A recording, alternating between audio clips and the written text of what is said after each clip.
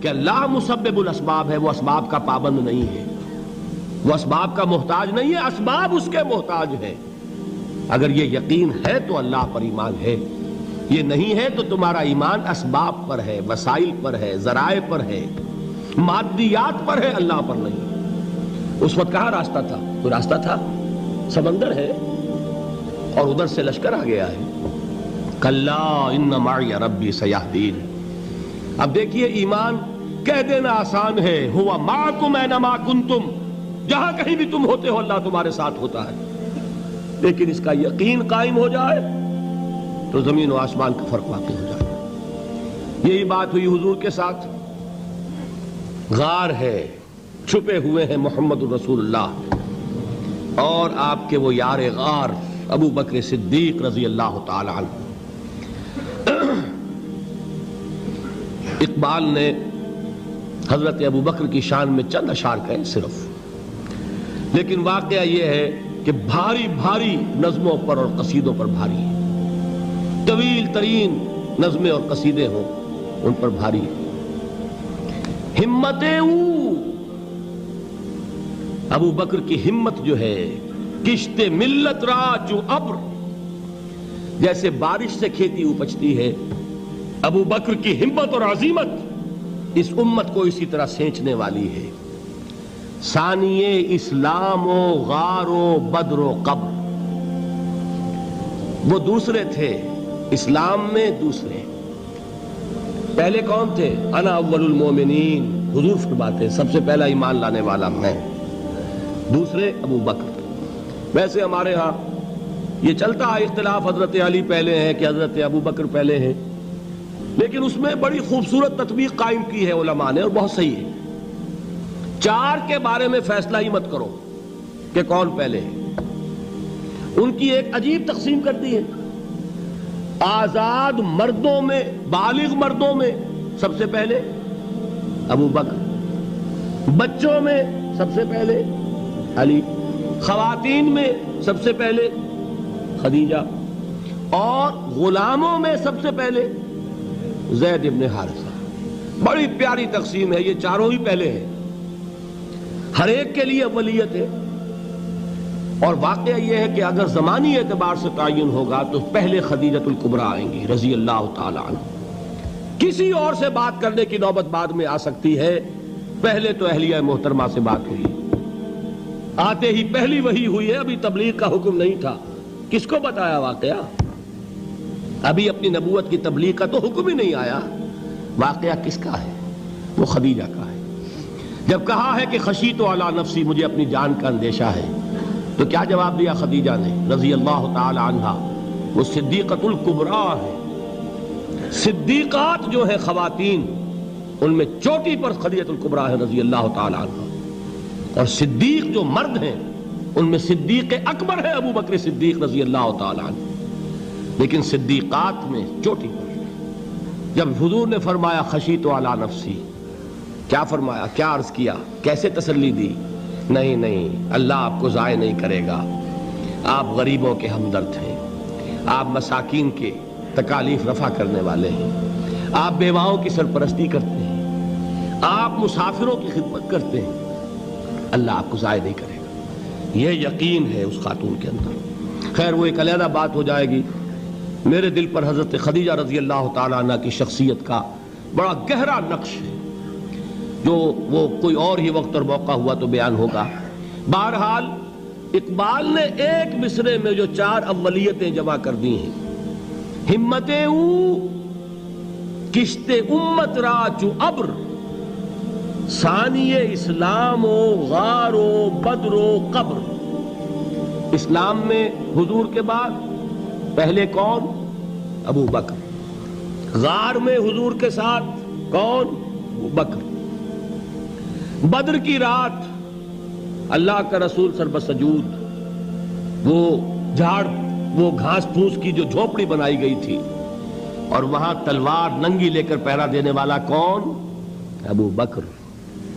اور اس حجرہ عائشہ میں محمد کے بعد سب سے پہلے دفن ہونے والا کون؟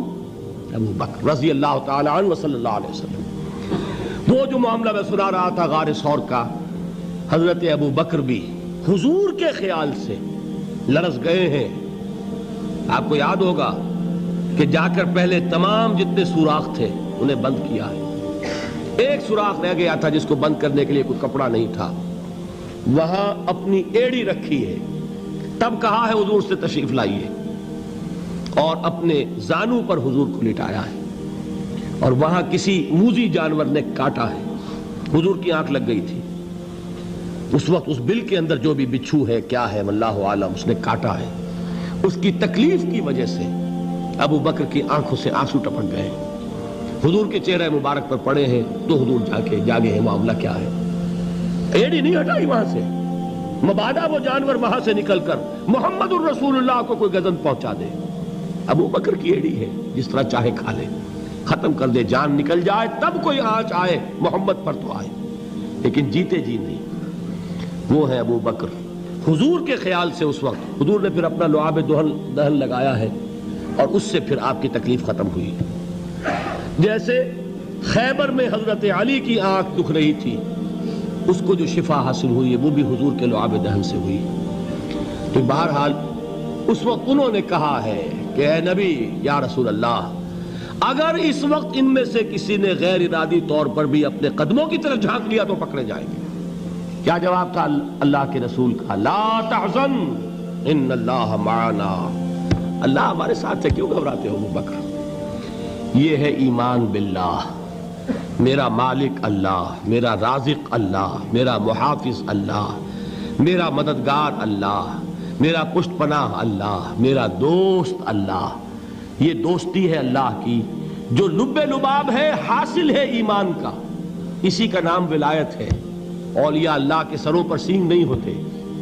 جس کے دل میں ایمان راسخ ہو چکا ہو وہی اللہ کا ولی ہے. جسے اللہ پر یقین ہو چکا ہے وہی اللہ کا ولی ہے.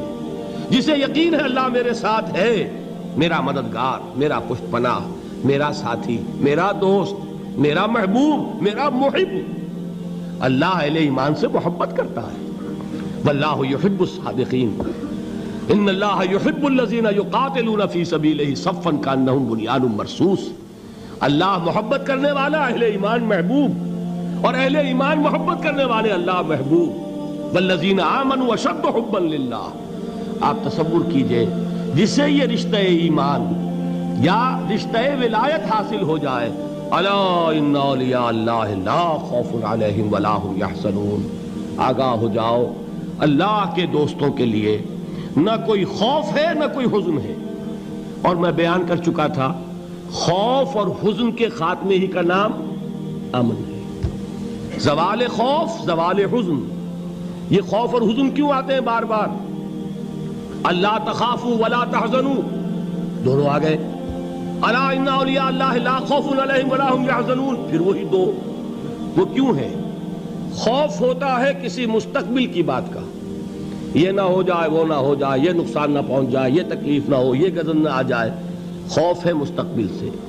حزن ہے یہ کیوں ہوا, یہ نہیں ہونا چاہیے تھا, یہ میرا فلاں چیز میرے ہاتھ سے جاتی رہی ہے, فلاں موقع نکل گیا, اب بیٹھے ہوئے ہیں اندر ہی اندر کڑ رہے ہیں, صدمہ ہے اور رنج ہے.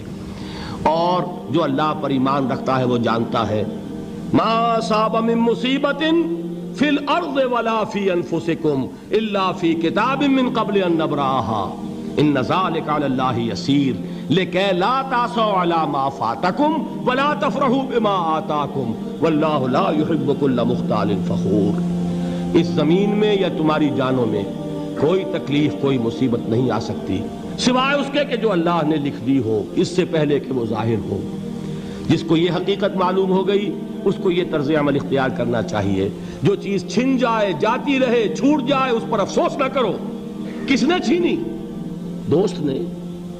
دوست کے فیصلے پر شکایت. دوستی کو بٹا لگا رہے ہو, سرے تسلیم خم ہے جو مزاج یار میں آئے.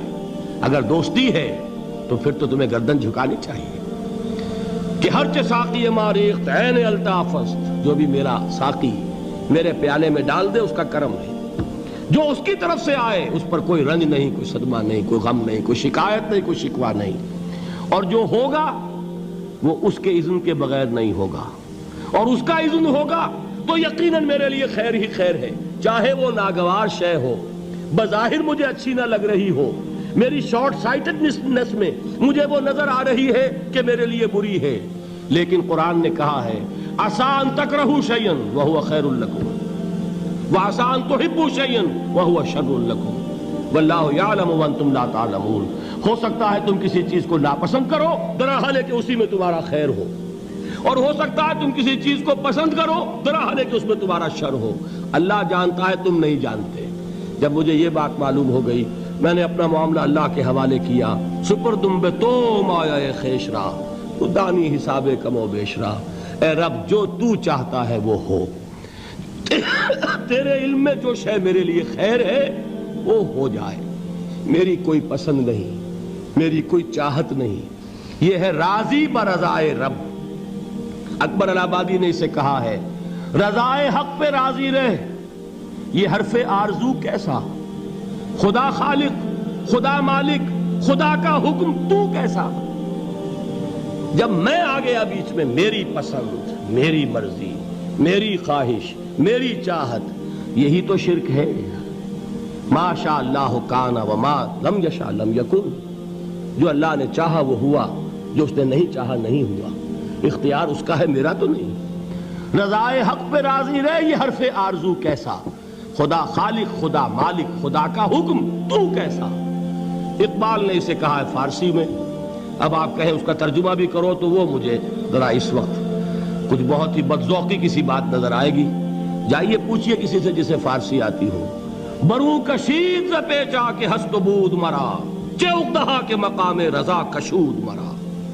مجھے تو تمام پیچ و خم سے نکال دیا اس مقام رضا نے، میں راضی برضائے رب ہوں، جو فیصلہ اس کا میں اس پر راضی۔